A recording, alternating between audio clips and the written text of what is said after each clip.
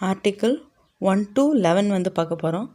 Part 1ல் வந்து என்ன இருக்குன்னா, ஆர்டிக்கிள் 1 to 4 வரைக்கும் வருது. Union and its territory. Article 1ல் என்ன சொல்லப்பட்டிருக்குன்னா, நேம் ஆஃப் அ ஸ்டேட்ஸ் அப்படின்னு சொல்லப்பட்டிருக்கு. அப்போ India, that is Bharat and union of ஸ்டேட்ஸ்னு ஆர்டிக்கல் 1ல் இருக்குது. அப்போ கான்ஸ்டியூஷனில் இந்தியாவோட பேர் எப்படி இருக்குன்னா, இந்தியா தட் இஸ் பாரத் அப்படின்னு இருக்கு. அடுத்து நியூ ஸ்டேட் அட்மிஷன் ஆர்டிக்கல் 2ல் வந்து நியூ ஸ்டேட் அட்மிஷன்றப்ப இப்போ இந்தியாவை தவிர்த்து இப்போ பாண்டிச்சேரிலாம் ஃப்ரெஞ்சுக்கிட்ட இருந்துச்சு, அவங்கக்கிட்ட இருந்து வாங்குகிறோம். இந்தியா இல்லாமல் வேறு இடத்துல இருந்து நம்ம வாங்கும்போது அதை வந்து என்னென்னா admission or establishment of new states article 2ல் வருது. ஆர்டிக்கல் 3 பார்த்தோன்னா ஃபார்மேஷன் ஆஃப் ஸ்டேட்ஸ். இப்போ ஆந்திரா தெலுங்கானான்னு பிரிக்கிறோம். அப்போ ஆல்ரெடி நம்மக்கிட்ட இருக்க இடத்த பிரிக்கிறோம், அதோட பவுண்ட்ரிஸை சேஞ்ச் பண்ணுறோம், நேமை மாற்றுறோம் அப்படின்னா அது ஃபார்மேஷன் ஆஃப் அ ஸ்டேட்ஸ். அடுத்து லா அண்ட் அமெண்ட்மெண்ட்ஸ். இப்போ ஆர்டிக்கல் 368ல் நம்ம ஏதாச்சும் அமெண்ட்மெண்ட்னாவே ஆர்டிக்கல் 368 தான்.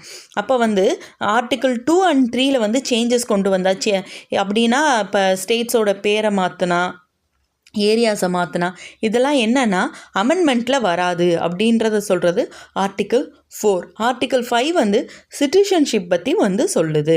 ஆர்டிக்கிள் 6 வந்து பாகிஸ்தான்லேருந்து இந்தியாவுக்கு வந்திருப்பாங்கள்ல, அவங்களோட சிட்டிசன்ஷிப் பற்றி சொல்லுது. ஆர்டிக்கிள் 7 வந்து 1947ல் வந்து என்னென்னா இந்தியா வந்து இண்டிபெண்டன்ஸ் கிடைக்குது. அப்போ இந்தியாவிலேருந்து பாகிஸ்தான் போகிறாங்க. பாகிஸ்தான் போயிட்டு திரும்ப அங்கே கம்ஃபர்ட்டாக இல்லாமல் பாகிஸ்தான்லேருந்து திரும்ப இந்தியாவுக்கே வராங்க. அவங்களுக்கு குடியுரிமைக்கு பற்றி சொல்கிறது வந்து ஆர்டிக்கிள் 7. ஆர்டிக்கிள் 8 வந்து residing outside the country. இப்போ இந்தியாவில் இருக்கிறவங்க தான் இப்போ ஃபாரினில் போய் வேலை செய்கிறாங்க, திரும்ப இந்தியாவுக்கு வந்துடுவாங்க. அப்போ அவங்கள பற்றின சிட்டிசன்ஷிப் பற்றி சொல்கிறது ஆர்டிக்கிள் 8. ஆர்டிக்கிள் 9 வந்து என்ன சொல்லுதுன்னா, இப்போ ஃபாரின் சிட்டிசன்ஷிப் ஆகுறாங்கன்னா, வேறு நாட்டுக்கு குடியுரிமை பெறுறாங்கன்னா அவங்க இந்திய குடியுரிமையை இழந்துருவாங்க. அதை சொல்கிற ஆர்டிக்கிள் வந்து 9. ஆர்டிக்கிள் 10 வந்து கண்டினியூவேஷன் ஆஃப் சிட்டிசன்ஷிப்.